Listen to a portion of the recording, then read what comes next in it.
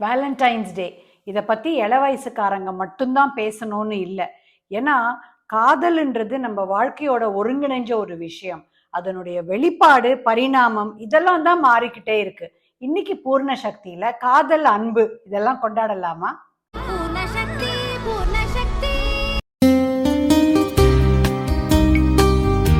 பூர்ண சக்தி, a gateway to graceful aging.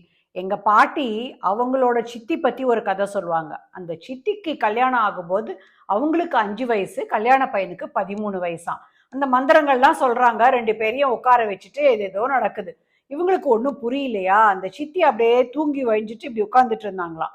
அப்போ பக்கத்துல இருந்து அந்த மணமகன் அவளை எழுப்புறதுக்காக இப்படி கையில கிள்ளி விட்டாராம். இவன் அம்மா இவன் கிள்றான் அப்படின்னு அழுதாங்களாம். இதை எங்களுக்கெல்லாம் ஒரு பெரிய காமெடியா எங்க பாட்டி சொல்லுவாங்க.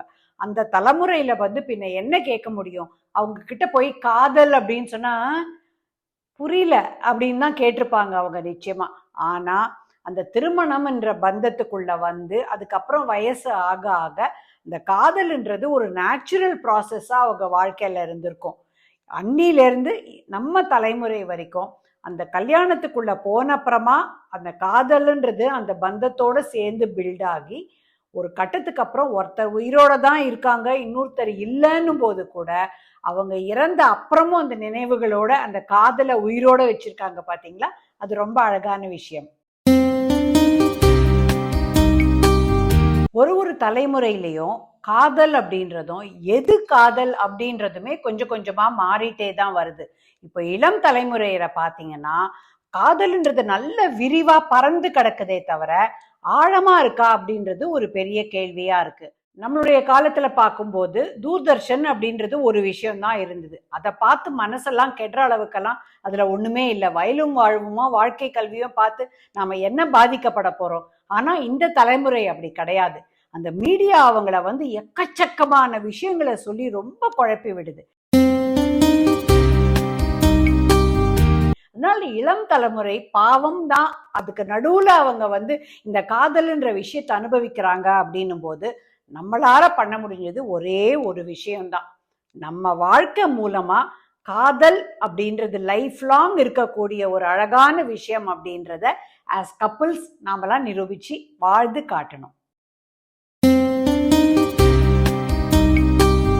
காதலை ரொம்ப சுவாரஸ்யமான ஒரு கோணத்துல இருந்து நாம பார்க்க போறோம்.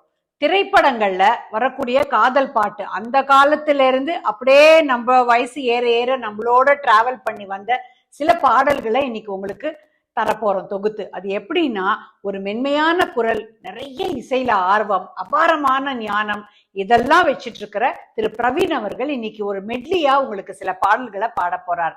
இதை ஏன் நான் பாடாம அவரை பாட சொல்லியிருக்கேன் தெரியுமா? உங்க நன்மைக்காக தான். ஏன்னா நீங்கெல்லாம் நல்ல இசை கேட்கலாமே அப்படின்னு தான். வாங்க. என் மனம் நீ அறிவாய், உந்தன் எண்ணமும் நான் அறிவேன். இன்னமும் ஊமையை போல் மௌனம் ஏனடி தேன் மொழியே. இன்னமும் ஊமையை போல் மௌனம் ஏனடி தேன் மொழியே. சித்திரம் பேசுதடி, எந்தன் சிந்தை மயங்குதடி, சித்திரம் பேசுதடி. வானத்தின் மீதே பறந்தாலும் காக்கை கிளியாய் மாறாது, கோட்டையின் மேலே நின்றாலும் ஏழையின் பெருமை உயராது. ஓடியலைந்து காதலில் கலந்து நாட்டை இழந்தவர் பலரன்றோ. ஓடியலைந்து காதலில் கலந்து நாட்டை இழந்தவர் பலரன்றோ. ரோஜா மலரே ராஜகுமாரி, ஆசை கிளியே அழகிய ராணி, அருகில் வரலாமா? வருவதும் சரிதானா, உறவும் முறைதானா? குலுங்கும் முந்தானை சிரிக்கும் முத்தானை, விரட்டுவதே நடியோ உந்தன் கொடியிட என்று படை கொண்டு வந்து கொல்வதும் ஏனடியோ திருமண நாளில் மணவரை மீது இருப்பவன் நான் தானே என்னை ஒரு முறை பார்த்து ஓர கண்ணாலே சிரிப்பவள் நீதானே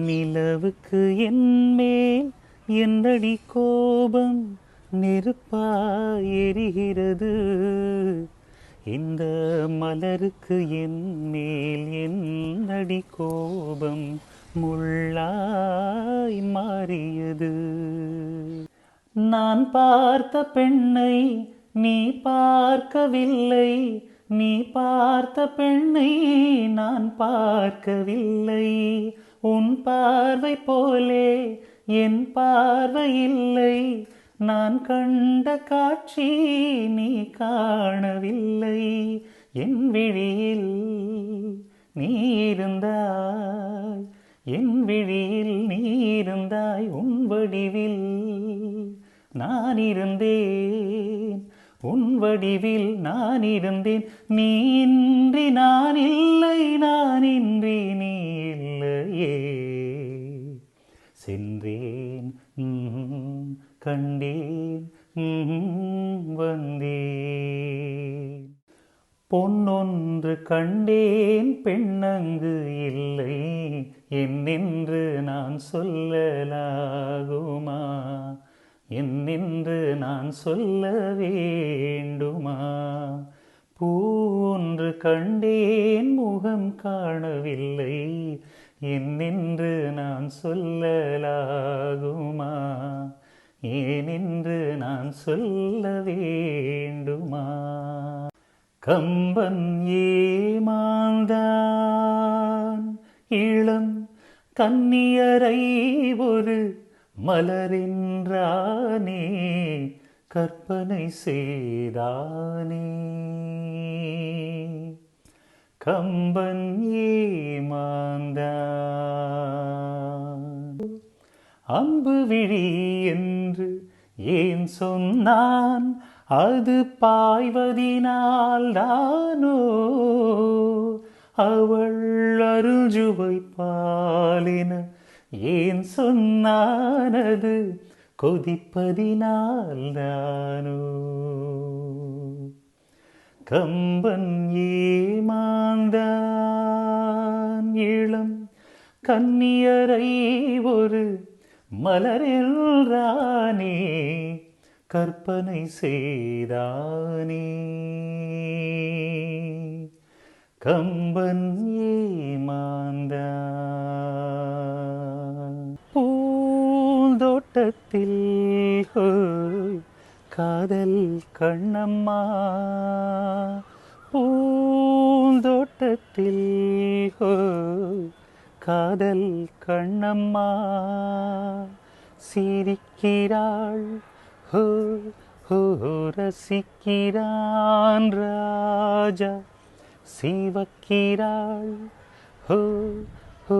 துடிக்கிறாள் ராணி தீபங்கள் போலாடும் பார்வை சேரும் பருவமே